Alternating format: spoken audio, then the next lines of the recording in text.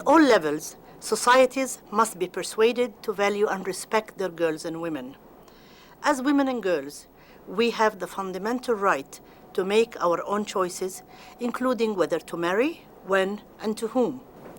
We must support efforts to delay marriage so girls can finish school. All girls need an education. They need health care, including reproductive health care and information. Both married and unmarried girls must be empowered to contribute to their communities so they can help break the cycle of poverty. More than half of the people on earth are females. No nation in the 21st century can afford to waste such a valuable human resource.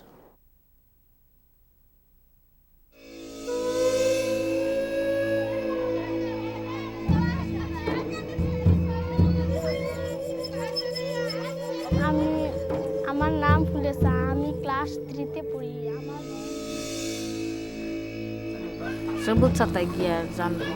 I married when I was 12 years old, and I had a baby 2 years later. I had a lot of problems because I was very young. I did not want to get married. I was 13.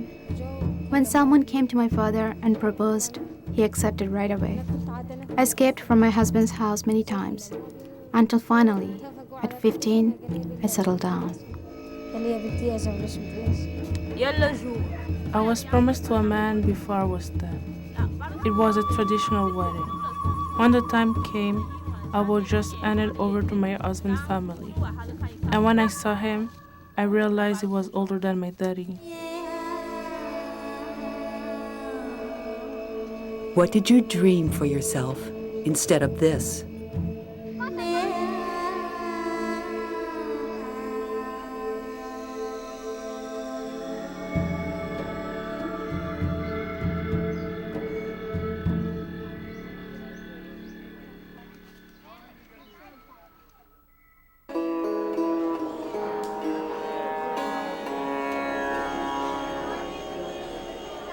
This bride is 16. She was betrothed when she was just 9. Now she must keep the bargain her parents struck. Throughout the world, millions of girls marry at a tender age, long before they are physically and mentally ready, and often against their will. Child marriage is a deeply entrenched tradition among many countries and cultures. The common denominators are poverty and gender discrimination. I am Zakia. I married when I was 12 and had my baby 2 years later. I wanted to go to school, but my parents couldn't afford it.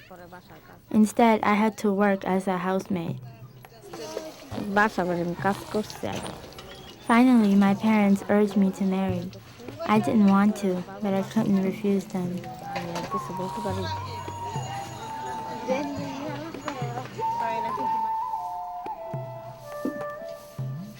There are many reasons for child marriage. Ties between families and villages are strengthened by arranged marriage, and girls are a convenient barter.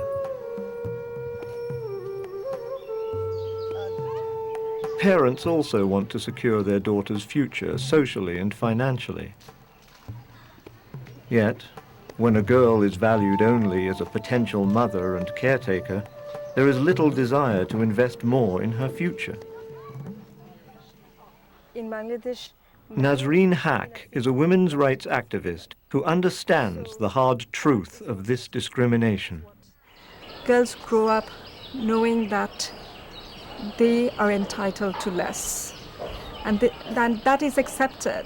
And sometimes girls will say, well, I don't want my education at the cost of my brother's education.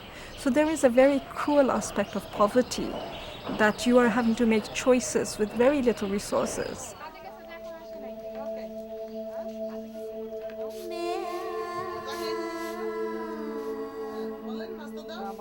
The consequences of child marriage are seldom understood until it's too late.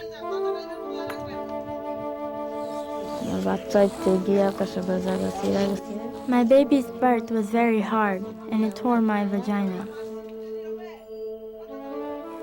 I had many problems. Because I finally saw a doctor at the clinic, I am a little better now, but it still hurts a lot, and I feel very weak.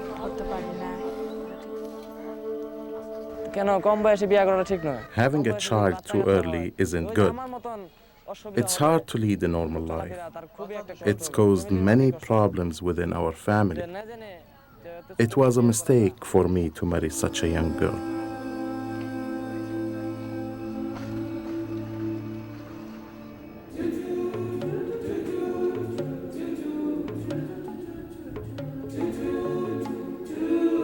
Fatimata in rural Burkina Faso left her family and village to marry at 14.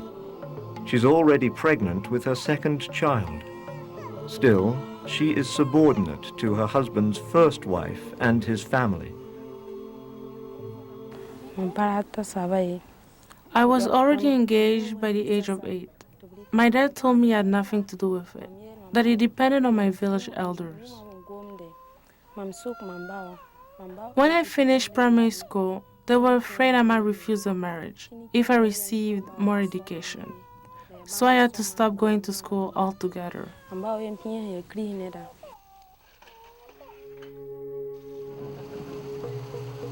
Without education, a girl is hurt both financially and intellectually. When early marriage is her only option, she is isolated, powerless, and abandoned. Because creating change for girls is a difficult and long-term effort, UNFPA works with committed partners like the Population Council in Burkina Faso. People want to guarantee brides to their brother or son. So it is difficult to talk about rights with these families, who have been living with the practices for years.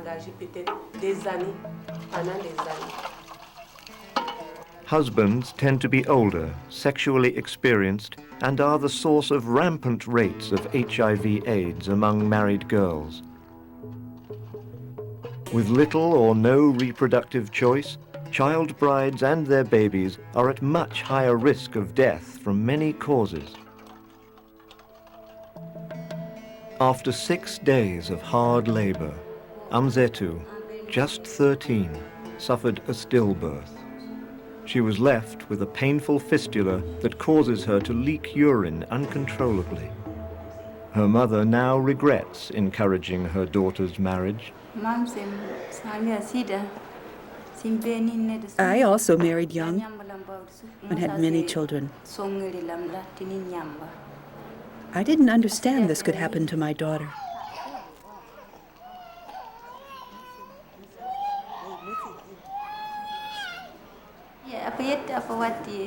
Now that we know, we don't want to let this ever happen again.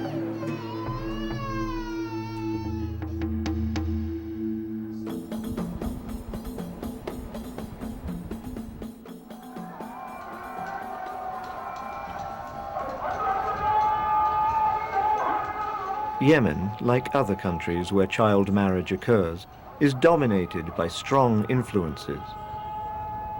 The United Nations Population Fund must work on many levels to break the cycle. Partnerships with governments and social and religious leaders are critical to UNFPA's success. بحار الشهوات وفيضانها الآن مع وجود مغريات الشهوة. We have two kinds of marriage. The first is to get married before being an adult, and this is against the religion. The second is to marry after adulthood, and this is a good thing. I hope all Muslim scholars speak against child marriages. They have to educate parents, especially fathers, on the danger of child marriage. Social programs like the UNFPA-funded Girl Guides help to influence young people and, through them, their families and friends. Here, girls participate in well-rounded activities, including sports, arts and crafts, as well as discussions about reproductive health and other social issues that impact them directly. 15-year-old Safa has been a Girl Guide for 5 years. She has been able to learn about and openly discuss issues like marriage and education.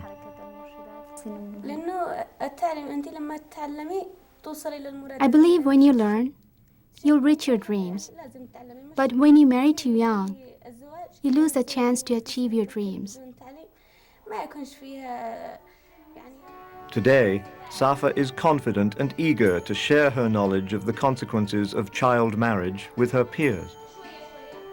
As developing nations confront this issue, continued support is vital on many levels.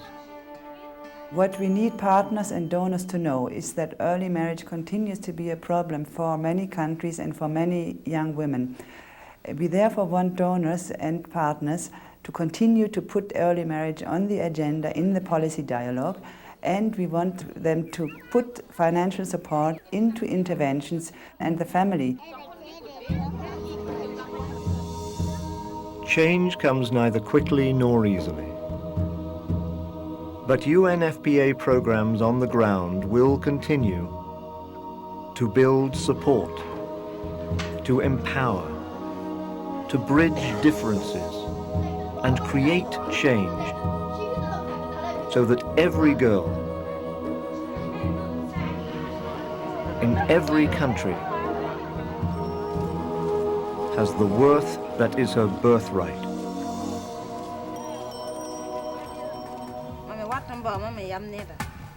I always dreamed to have a man of my choice, that I love and who loves me. When we love each other, life can be happy. I dream to be a famous poet. When I grow up, I won't get married before the right age. I shall pass my exams first, then I'll marry. I want to be a lawyer, the most famous in all of Yemen. I dream to do something really good for others.